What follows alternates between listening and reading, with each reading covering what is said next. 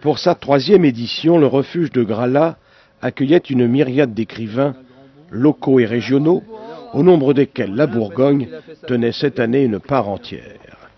Avec un ambassadeur de choix, l'ancien ministre Jean-Pierre Soisson lui-même, ambassadeur extraordinaire pour l'occasion.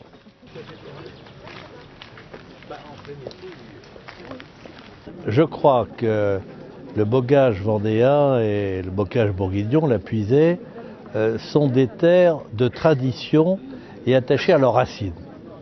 Et nous sommes dans un monde où les racines ont besoin d'être rappelées et préservées. Et ce que je trouve de plus beau, je le dis simplement en Vendée, c'est la manière dont les racines sont préservées, mises en avant, mais servent également à la modernité de l'ensemble. On peut préserver ses racines et d'une certaine façon être plus moderne que d'autres. C'est l'exemple de la Vendée. Lorsqu'on a votre expérience, Monsieur le Ministre, et se passer à la fois à l'Assemblée nationale et au gouvernement, quel est votre regard rapidement sur, ma foi, sur la façon dont est menée la politique de nos jours, en 2009? C'est la 5e République. Le président de la République est un monarque républicain. Les Français l'ont élu, il est ce qu'il est. Et va la France comme il est. Chaque président de la République a eu son caractère, ses forces et ses faiblesses. Eh bien, nous avons les forces et les faiblesses de Sarko, mais nous n'avons pas d'autre choix. Traditionnellement était remis le prix Charette, récompensant un auteur ayant publié dans les 2 dernières années et dont l'œuvre met en scène d'une manière ou d'une autre l'esprit vendéen. C'est le journaliste Pierre Péan, auteur entre autres œuvres du livre Les Chapelières, qui était le lauréat de la journée pour Une blessure française paru chez l'éditeur Fayard. J'ai eu dans le temps des pressions très fortes, pression physique ou pression.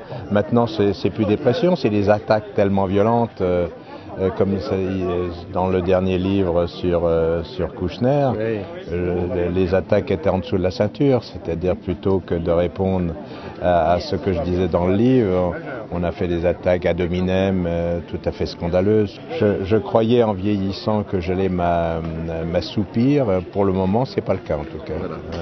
Il se trouve que j'ai toujours eu peur, depuis que j'écris, d'être un jour sec. De part de projet.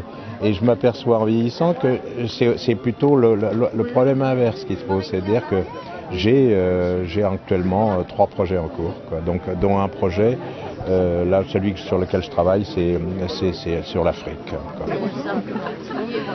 Tant de découvertes et d'échanges, 2 jours autour du livre, 2 jours à vivre sous les couvertures.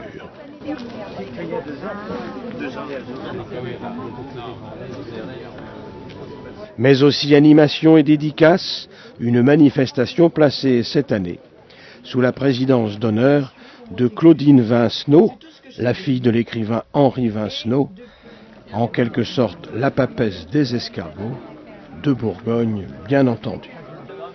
Présidence qu'elle a partagée avec son homologue vendéenne, la présidente du refuge du livre. Notre département est riche en créations littéraires diverses et variées. Nos auteurs écrivent avec leur cœur dans des registres où chacun d'entre nous peut trouver source d'enrichissement. Et que ce soit essais, histoire, romans, poésie, livres de jeunesse, livres sur notre terroir auquel nous sommes si attachés. Cette 3e édition s'ouvre avec plus de 80 auteurs présents et 15 maisons d'édition. Oh, c'est une idée partagée entre 3 personnes au cours de conversations. C'est Yves Violier, Michel Chamard et moi-même. Il nous semblait qu'il manquait en Vendée un lieu qui rassemble la création littéraire vendéenne. Car il y a une création littéraire vendéenne très riche. Des auteurs qui écrivent beaucoup et des éditeurs. Et on sait que les éditeurs régionaux, de terroir, sont des gens courageux. Parce que c'est difficile aujourd'hui de défendre le livre et l'identité régionale.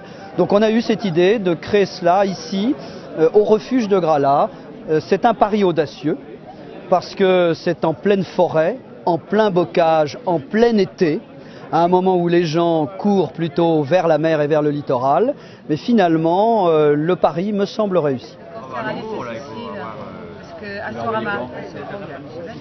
Gralat, un salon du livre charmant, et sous les charmilles, qui, aurait dit Julien Gracq, a érigé son balcon en forêt.